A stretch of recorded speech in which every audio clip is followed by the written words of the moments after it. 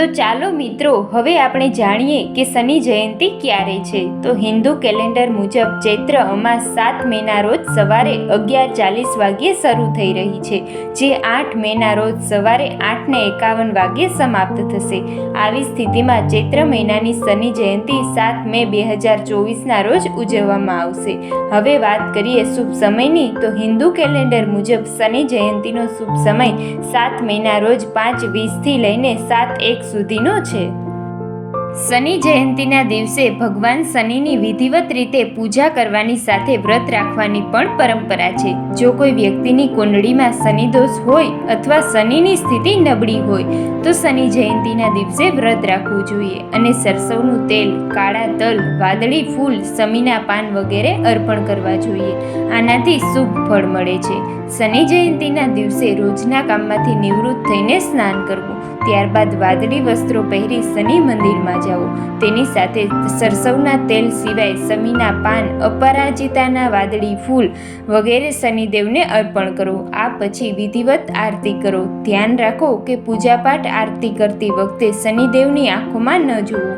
આ સાથે શનિ દોષથી રાહત મેળવવા માટે અડદ, સરસવનું તેલ, બદામ, ચપ્પલ, છત્રી, લોખંડ, કોલસો વગેરે જેવી વસ્તુઓનું દાન કરો।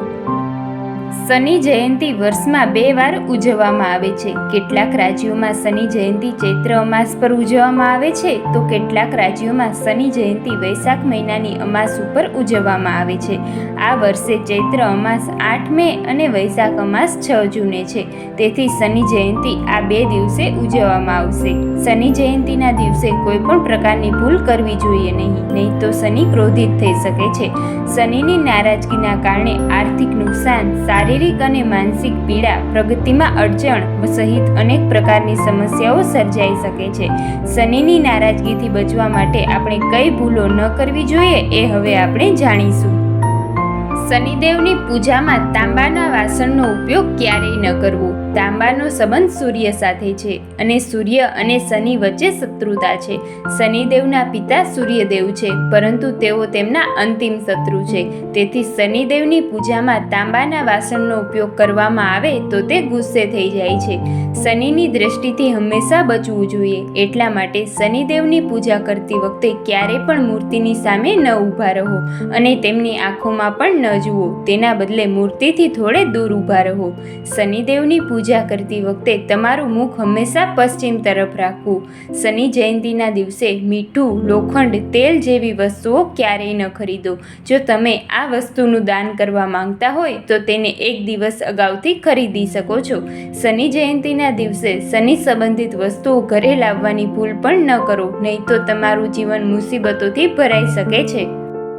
આ ઉપરાંત શનિ જયંતિના દિવસે કોઈ પણ પ્રાણી કે પક્ષીને હેરાન કે પરેશાન ન કરો। આ ભૂલ તમારા જીવનમાં મુશ્કેલી લાવી શકે છે। ત્યારબાદ રસ્તે જતા કોઈ પણ જીવને હેરાન પણ કરશો નહીં। શનિ જયંતિના દિવસે માંસાહાર કરવાથી અને દવાઓ લેવાથી તમારું જીવન પરેશાનીઓથી ભરાઈ શકે છે। આ કારણના લીધે આ ભૂલ પણ ક્યારેય ન કરો। શનિને ગરીબોના રક્ષક કહેવામાં આવે છે, તેથી આ દિવસે અસહાય લોકો અને મજૂરોને પરેશાન ન કરવા અને કોઈને છેતરવા પણ નહીં। આવી રીતે સંપૂર્ણ સાવચેતી સાથે આ વ્રત અને પૂજા તેમજ ઉપવાસ કરીને શનિ જયંતિ ઉજવવામાં આવે છે। મિત્રો, આવા જ અવનવા અને ધાર્મિક વિડીયો જોવા માટે અમારી ચેનલને સબસ્ક્રાઇબ જરૂરથી કરી લેવી। ધન્યવાદ।